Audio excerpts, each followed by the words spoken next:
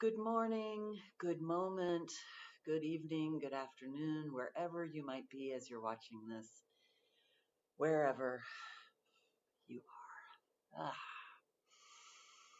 My name is Victoria Day, and I'm a registered somatic movement therapist and educator. I am physically located in central Missouri. However, I offer my classes and individual support to folks all over the world.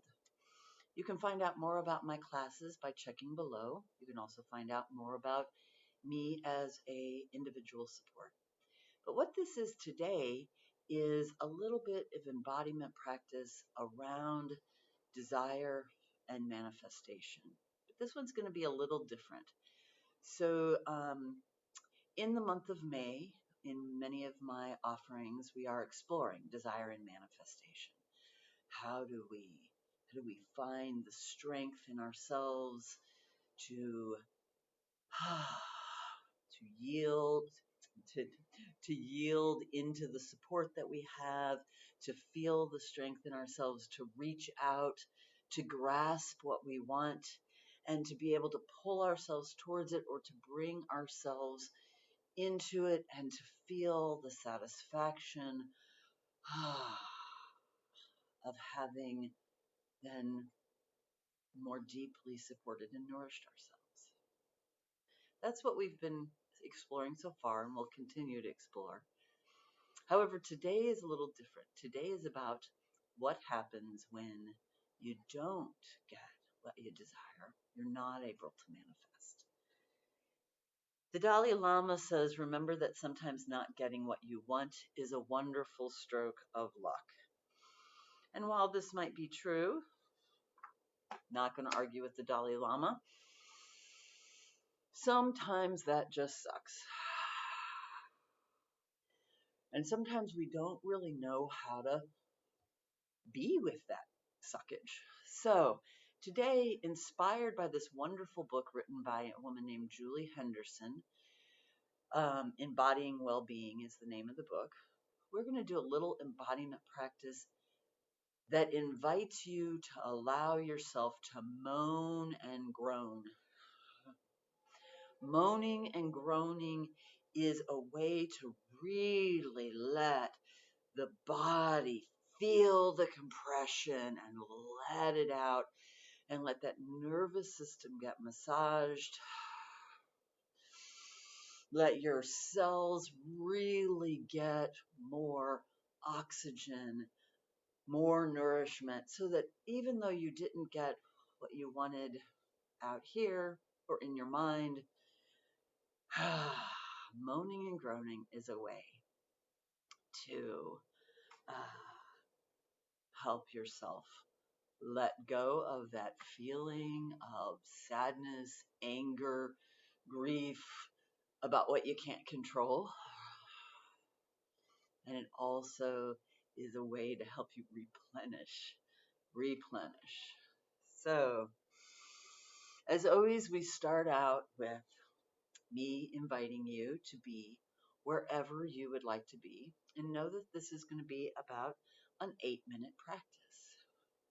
You can be standing, you can be sitting, you can be laying down, you can be walking around, you can be walking on the trail, but please do it somewhere where you feel that you are free to express yourself verbally through a sound that might not always be considered socially appropriate. So make sure that you are in that place. And let your breath go. See if you can let your voice go with some little practice sounds.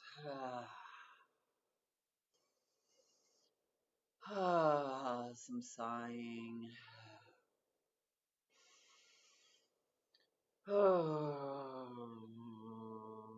Maybe let your lips get a little looser. And as you're letting yourself let your breath go, let your voice go, whatever you need to do to let go of the face, soften the shoulders, I invite you at the same time to feel whatever is supporting you. Where for me, I am sitting on the floor, so that support is flowing up through the back of my legs, up into my pelvic floor, my pelvic bowl, up through my torso. If you're standing, you can feel it through your feet, up through your legs, up into the pelvic floor, and then letting it rise. If you're laying down, which is, I might do that in part of this because sometimes it feels good to lay on the ground and moan and groan. Letting yourself feel all the places that you can push against, that you can soften into. And just let your body soften. And then maybe you think about the thing that you did not get, or the way something felt really unsafe, uncomfortable. Ugh.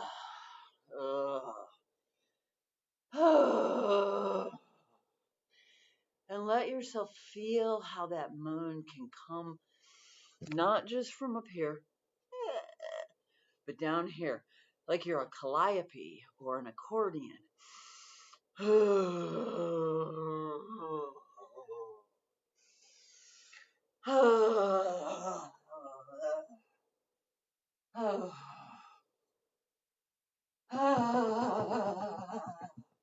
Right, I'm adding some little parts of me that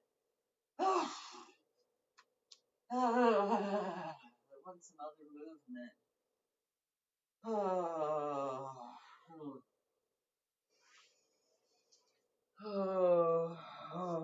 Feeling that moaning.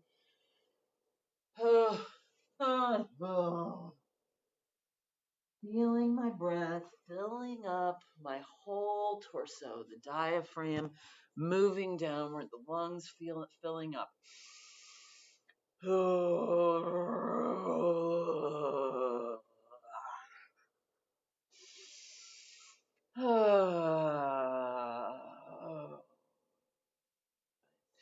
So maybe it can be, like for me, what I just felt was as I was doing the first one there.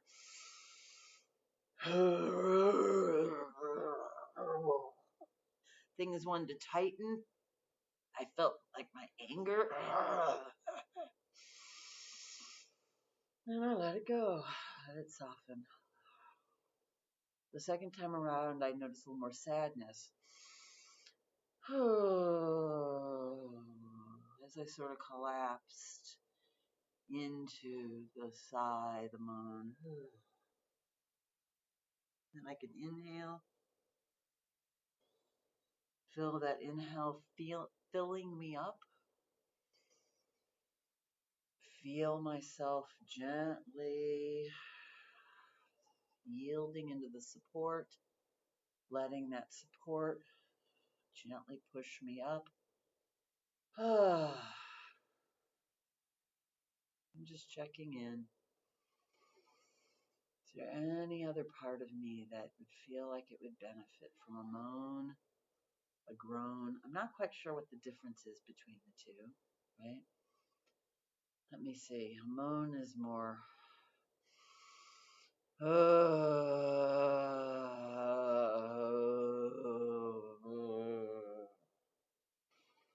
That has one feeling. For me, a groan is more. There's more throat in it for me. And a groan, I really, the moan, I feel more from here. The groan, I feel more from here. My experience. So yeah. Letting your breath go. If you want to stop and moan and groan some more, stop. And then come back when you're done. And I'm just going to invite you to stillness.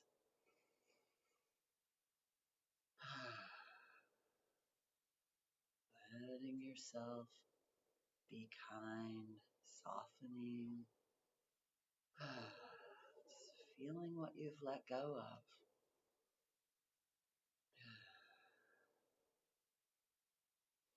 Feeling what you have more capacity of. Does it feel like you can feel a little more satisfied, even while you're also experiencing the dissatisfaction of this thing that is happening around you or happened to you, or is happening in your mind? Just let yourself know you are free to choose.